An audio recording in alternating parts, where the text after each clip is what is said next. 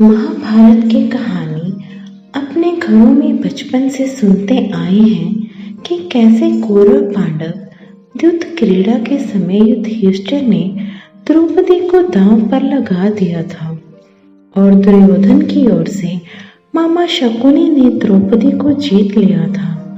उस समय दुशासन ने कैसे द्रौपदी को बालों से पकड़कर घसीटते हुए सभा में ले आए। द्रौपदी को जरा भी अंदाजा नहीं था कि उनके साथ क्या होने वाला है।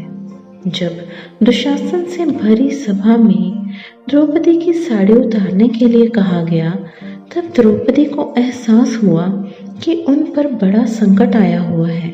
उस वक्त उन्होंने वहां बैठे भीष्म पितामह, द्रोणाचार्य और विदुर जैसे न्यायकर्ता और महान मूक दर्शक बनकर बैठे थे और पांडवों ने लज्जा से सर झुका रखा था।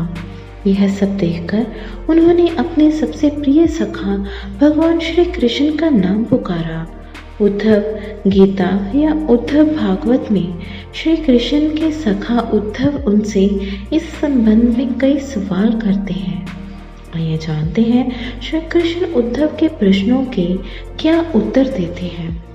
उद्धव श्री कृष्ण से कहते हैं कि हे श्री कृष्ण, आप पांडवों के प्रिय मित्र थे। आजाद बांधव के रूप में उन्होंने सदा आप पर पूरा भरोसा किया।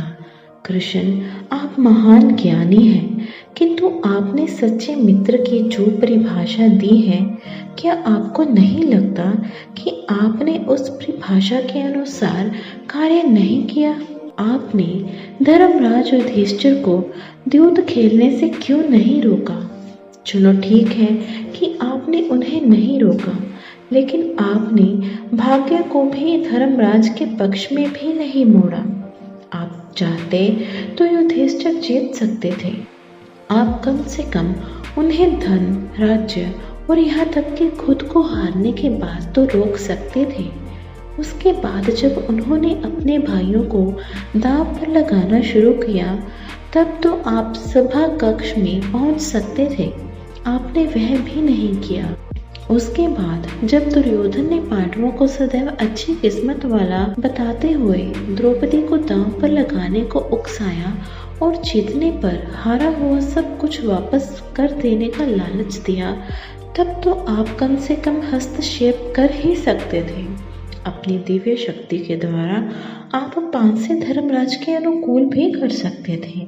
इसके स्थान पर आपने तब हस्तक्षेप किया जब द्रौपदी लगभग अपना शील खो रही थी। तब आपने उसे वस्त्र देकर द्रौपदी की लज्जा को बचाने का दावा किया। लेकिन आप यह दावा भी कैसे कर सकते हैं?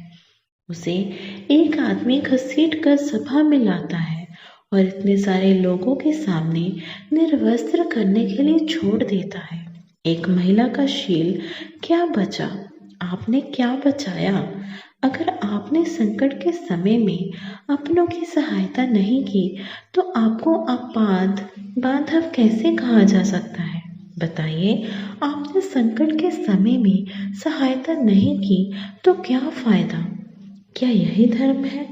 इन प्रश्नों को पूछते पूछते उद्धव का गला रुंध गया और उनकी आंखों से आंसू बहने लगे। दरअसल पांडवों ने श्री कृष्ण से प्रार्थना की थी कि वे उनके सभा कक्ष में न आए जब तक कि उन्हें खुद बुलाया ना जाए, क्योंकि वे श्री कृष्ण से जुआ छुप कर खेलना चाहते थे और वे नहीं चाहते थे भगवान कृष्ण को मालूम पड़े कि वे जुआ खेल रहे हैं। इस प्रकार उन्होंने श्री कृष्ण को प्रार्थना से बांध दिया था।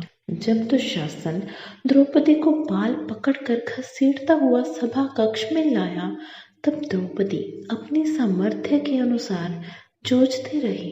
तब भी द्रौपदी ने भी श्री कृष्ण को नहीं पुकारा। द्रौपदी की बुद्धि तब जागृत हुई जब दुशासन ने उसे निर्वस्त्र करना शुरू किया। जब द्रौपदी ने स्वयं पर निर्भरता छोड़कर हरि हरि अभय कृष्णा अभयम की गुहार लगाई, तब जैसे ही श्री कृष्ण को पुकारा गया, वह अविलंब पहुंच गए और उनकी सहायता की। धन्यवाद। Please like and subscribe this channel.